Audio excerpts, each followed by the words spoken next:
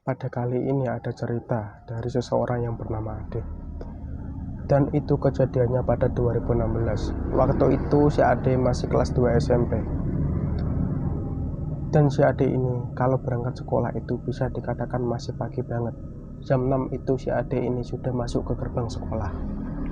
Padahal waktu itu sekolah hanya masuknya jam 7. Seperti biasa, si Ade ini kalau berangkat pagi itu nggak ada apa-apa, biasa aja. Tapi hari ini si Ade benar-benar diganggu. Seperti biasa, si Ade ini jam 6 pagi sudah nyampe di gerbang sekolahannya. Dan seperti biasanya, si Ade ini kalau basa-basi kepada penjaga sekolahnya pasti dibercandain. Dan waktu itu si Ade langsung masuk ke sekolahannya.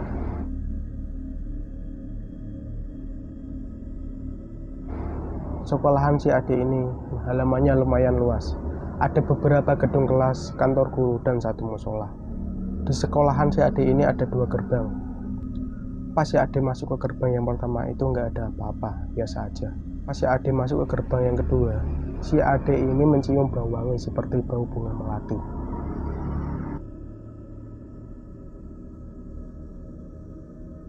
Padahal di sekolahnya itu tidak ada satupun tanaman bunga melati. Dan si Ade pun mencari dari mana sumber wangi tersebut. Si Ade mencari ke sana kemari. Dan ternyata setelah dicari-cari, ternyata bau bunga melati tersebut berada pada salah satu pohon ketepeng yang ada di kantor gurunya tersebut.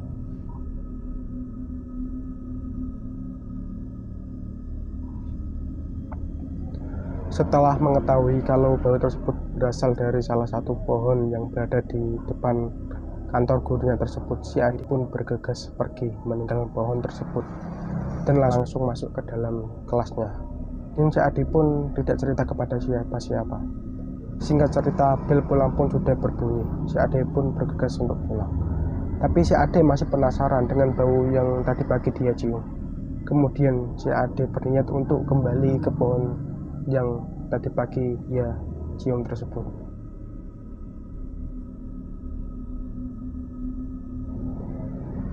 Setelah sampai di depan pohon yang tadi pagi dia cium bau wangi-wangian tersebut, pas dia mencoba untuk mendekati pohon tersebut, ternyata bau wangi itu sudah tidak ada.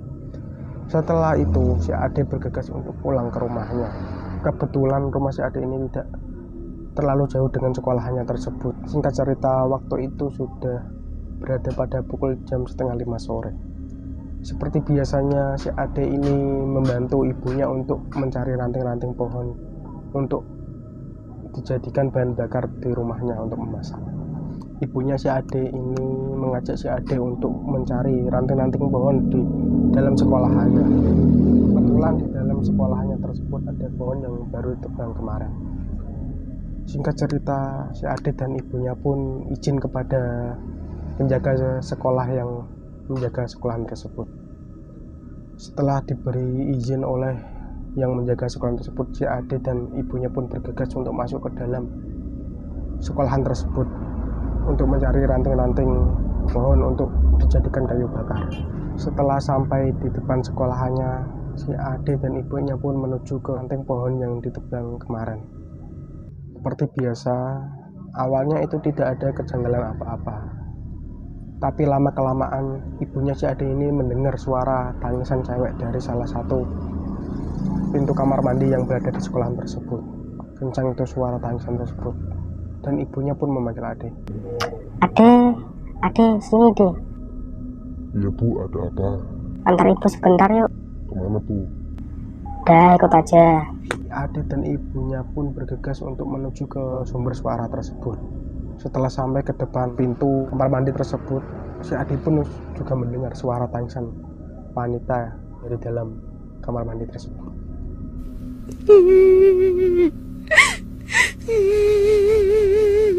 Dan ibunya si Ade pun penasaran, ingin menuju ke sumber suara tersebut. Dan si Ade pun disuruh menunggu ibunya di depan pintu kamar mandi tersebut. Dan ibunya ingin mengecek sumber suara tersebut. Ternyata sumber suara tersebut berada pada kamar mandi yang paling pojok. Di situ ada beberapa pintu kamar mandi, tapi sumber suara tersebut berada pada yang paling pojok di kamar mandi tersebut. ibunya si Ade pun memberanikan diri untuk menuju ke kamar mandi tersebut. Setelah sudah sampai di depan pintu kamar mandi tersebut, ibunya si Ade pun pelan-pelan membuka pintu kamar mandi tersebut.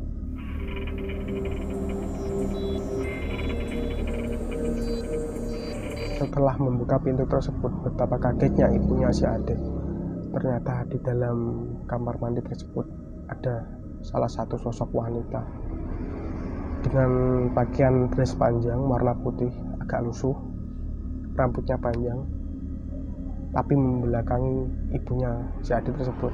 Sontak ibunya si Ade pun langsung pingsan. Setelah mengetahui tiba-tiba ibunya itu pingsan, si Ade pun berlari untuk memanggil penjaga sekolah untuk meminta pertolongan. Singkat cerita, setelah si Ade meminta pertolongan kepada salah satu penjaga yang berada di sekolahan tersebut, penjaga itu pun langsung bergegas untuk menuju ke tempat ibu si Ade ini pingsan. Setelah sampai di lokasi ibu si Ade ini pingsan, penjaga sekolah pun langsung mengangkat ibunya si Ade dan langsung membawanya ke rumahnya si Ade.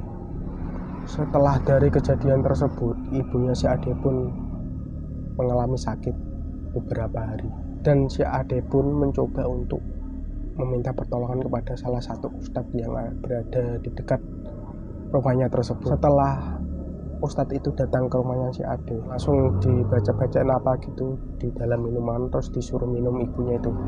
Keesokan harinya alhamdulillah si ibunya itu bisa sehat kembali. Ternyata si ibunya si Ade ini diikuti salah satu sosok yang berada di kamar mandi tersebut. Terima kasih, jangan lupa di like, subscribe channel ini.